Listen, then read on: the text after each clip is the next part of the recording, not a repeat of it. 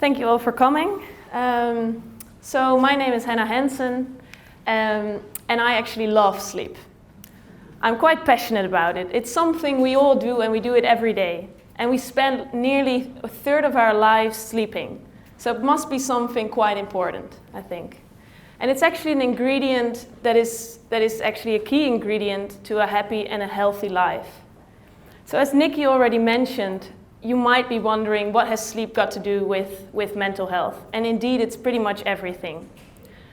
So we know that sleep disruption is a key symptom of multiple mental disorders. For example, depression, but also mania. In bipolar disorder, we see it in schizophrenia as well. But we also know that poor sleep can actually increase the risk of developing a depression, an anxiety disorder, or a burnout. And studies have shown that if you deprive people of their sleep, they're more likely to develop psychotic experiences. So you already see this relationship building up, and I'll try to explain it more and more while we go through the talk. But first of all, I actually like to ask you all a question. So I'm curious to know how much time you usually sleep on average. So I'll get you to raise your hands. And we'll actually start at the bottom of the slide. So I'm just curious to know, is there anyone here that usually on average sleeps more than 9 hours? Almost none of you. And anyone that sleeps between 8 and 9 hours on average? Very good. People that sleep about 7 to 8 hours? I'm happy to see that there's a lot of hands in the air at that point. 6 to 7 hours? Yeah? All right. 5 to 6 hours? Yeah, a few of you. And less than 5 hours? Also a few of you. All right. All right, so now I want to show you this graph. It might look a bit shocking in a way. So what this graph shows you is the amount of sleep you get, so your average sleep duration compared to the relative risk of dying, really, of dying of any cause. So what you can see in this graph, if you sleep about 7 to 8 hours, there's no increased risk of mortality. However, what we see if we look at those longitudinal studies is that if people sleep less than 6 hours, or also people that sleep a lot longer, so 8 to 9 hours on average, they actually have a slight increased risk of mortality. So there's an increased risk of dying of any cause. And we don't exactly know why and how these relations relate to each other, but it is an important fact to notice. And that's also why we kind of recommend people, so this is a diagram of the Sleep Foundation, we recommend people to sleep a certain amount of hours. And this depends on age. So you can imagine children need a lot more sleep, they usually take naps during the day, but while we go older, we need a little bit less. So for adults in general, we recommend 7 to 9 hours. Some might get away with a little bit less, and some might need a little bit more. And older adults actually tend to need a little bit less sleep, and we recommend about 7 to 8 hours, but some people might need a bit less. So you might now understand, or you might think, all right, so we need a lot of sleep.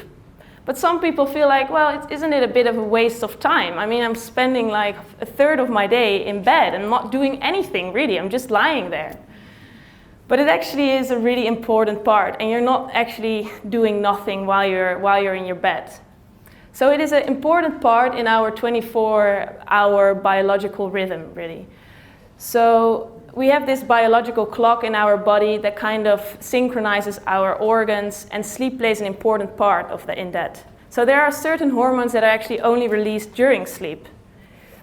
So all our organs are also affected by sleep. But the key organ really needs to sleep is the brain.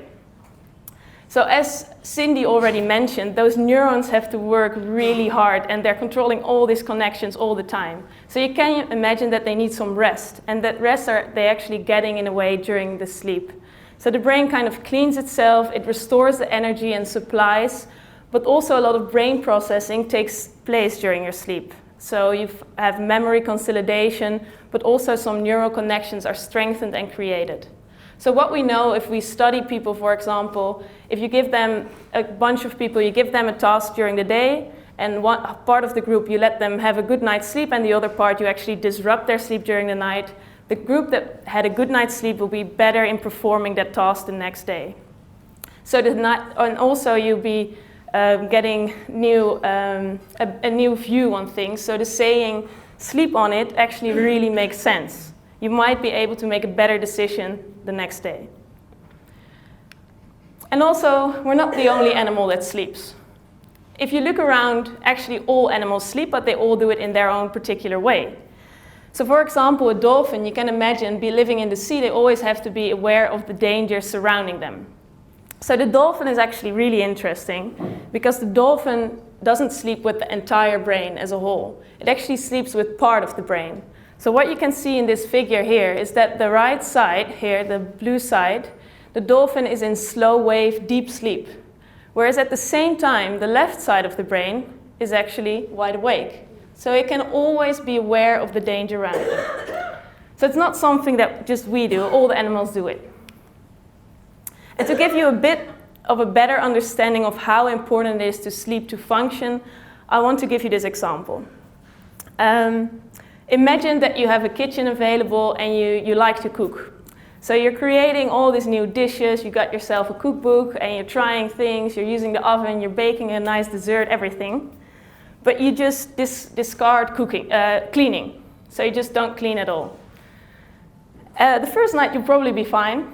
But imagine the second evening. You're cooking again, but you don't have that many stuff available. It becomes a bit harder. And at a certain point, your kitchen will probably look something like this. It's a big mess. There's nothing available anymore. You can't function. And that's kind of what it's like if you don't get your sleep, if you don't get a good quality of sleep. It builds up. And this can also happen in your work. If you work and you don't give yourself the time to organize and put the things in the right place, that's what the brain does during sleep, your desk will end up like this. So it is quite important, really. So what do we know about sleep loss in Australia? We know that in Australia, recently this report has been released by the Sleep Health Foundation looking at costs of inadequate sleep in Australia, and we know that about 40% of Australians aren't getting good quality or enough sleep. And it's estimated actually that one person each day dies due to a motor vehicle or an industrial accident that is due to a lack of sleep. And the costs are estimated for a year here, so 2016, 2017 in Australia, on 66.3 billion. And if you think about where are those costs, it's mainly loss of well-being and loss of productivity. So, why aren't we just not sleeping enough? Let's just all go to sleep in a way. Well, the thing is, sleep disorders can keep us from sleeping, like sleep apnea or restless leg syndrome, or other health conditions, like, for example, if you have a lot of pain or lung issues that might keep you awake during the night. But behavior is also a major factor. So maybe just take a moment to yourself. Is there some kind of behavior that might influence your sleep or cut into your sleep? I've got a few examples. I'm not sure, so this is something that might look familiar to some or many of you, and that's the commuting that takes place in Sydney a lot. I mean, Sydney is quite a widespread city, and some people have to commute to work for more than an hour, sometimes even 2 hours. And that cuts into their sleep because they'll get home later, they want to make something of their evening, and then maybe go to bed a little bit later. But then in the morning they have to get up in time to kind of avoid those traffic jams. So it cuts into their sleep. And they tend not to prioritize their sleep. This might look familiar to some of you as well. It can be a smartphone, it can be your laptop, it can be the television, but a lot of people use those kind of devices right up until they go to bed. And these devices actually send out this bright blue light that affects that biological clock I was talking about. So it actually keeps you awake and tells you, oh, it's still bright, it's still light, so I don't have to go to sleep yet. So it will impact on the quality of your sleep. Something I also love, coffee. But it's not that great for sleep though. So probably a lot of you drink coffee, and it's something that keeps us awake. So if we drink this during the day or in the evening, it has quite it takes a while before it gets out of the body. So if you take a coffee in the evening, this will also impact on your sleep. This is something some might recognize as well. stress is a major thing keeping us awake. So we lie in bed and we stress about things during the day, which keeps us awake, and then we don't get enough sleep, so we might be less able to cope with that stress again in the day. So that's some tricky part as well. And then I don't know if that's a key thing here, but you do notice it sometimes in the corporate scene in a way a bit, is that it's kind of cool if you can say like, oh, I only needed 4 hours tonight and I'm fine.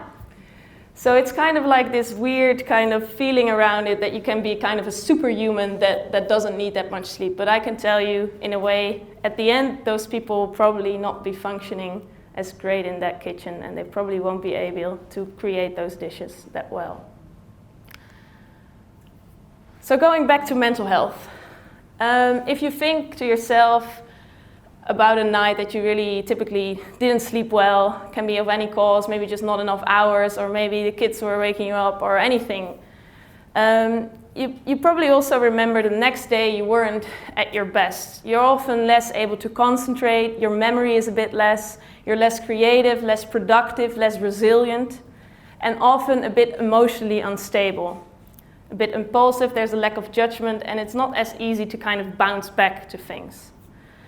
And on the long term, this actually also influences bigger issues in a way.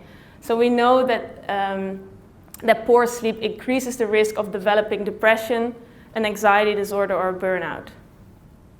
Just to look a little bit further into that relationship between depression and insomnia. So insomnia is actually sleeplessness and the trouble with sleeping, really. We know that this often coexists. So a lot of people, about 80% of people with a depression also have insomnia. And it used to be always viewed as a thing like just one of the symptoms of depression. But there has been kind of a shift in the recent years that it may not only be one of the symptoms, but it actually may be something that creates an environment of developing a depression. So it might actually be some kind of a predictor of depression. So these are some data of a meta-analysis, and looking at all these different studies, they show the increased risk of people with insomnia to go on and develop a depression. And so in the top you'll see this is estimated on a 2 times higher risk of developing a depression if you have insomnia. And we also know that if those symptoms indeed coexist, if we treat the insomnia by cognitive behavioral therapy, this also massively improves depressive symptoms. So there's really this close relationship. And this relationship goes both ways. So as I try to explain, if you don't get your sleep right, you might feel physically and mentally less able to function, you're not feeling that great, and that often impacts our sleep again, especially if you're like stressed and you can't really get those hours of sleep, you don't get enough sleep. So it becomes this negative, vicious cycle in a way. But it can also become a positive cycle. So if we try and prioritize our sleep, and if we can take that sleep as something that we focus on, and we turn that into a good night's sleep, you might feel that you actually physical and mentally better during the day. And if you're happier, feeling better, you're often able to sleep better as well. So it is something, it's at least a modifiable factor that will influence your general health. But it's not only behavior that impacts on our sleep. So it's not always something that you can fix yourself. So I just wanted to emphasize sleep apnea. So this is quite a common sleeping disorder in the world, in Australia as well. So it is a breathing disorder during sleep. So it makes you stop breathing for multiple times during the night, which is due to the collapse of the upper airway. And this causes multiple awakenings during the night. And you're not always aware of that. So because it are brief awakenings, but it disrupts your night and it disrupts the quality of your sleep.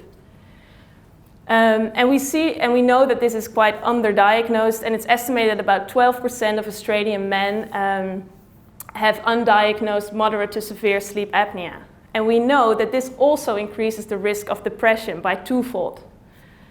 And we also know that if we actually treat, so if we do diagnose this disorder and we treat it, for example, with what we call CPAP, we know that it drastically improves those depressive symptoms.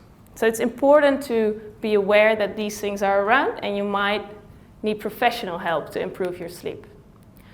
So what we do here at NeuRA is mainly focusing on sleep apnea. So we're trying to understand this disorder better, and we try to find new and better treatments for it. Because this CPAP, what I talked about, is like a mask you have to put up during the night, you have to sleep with it the whole night, and not everyone is particularly happy and able to use it every night.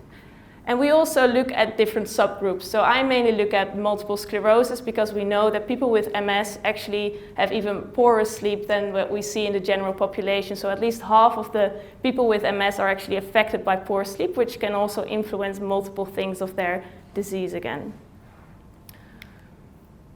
All right, so I might have convinced you a little bit that you should actually prioritize your sleep.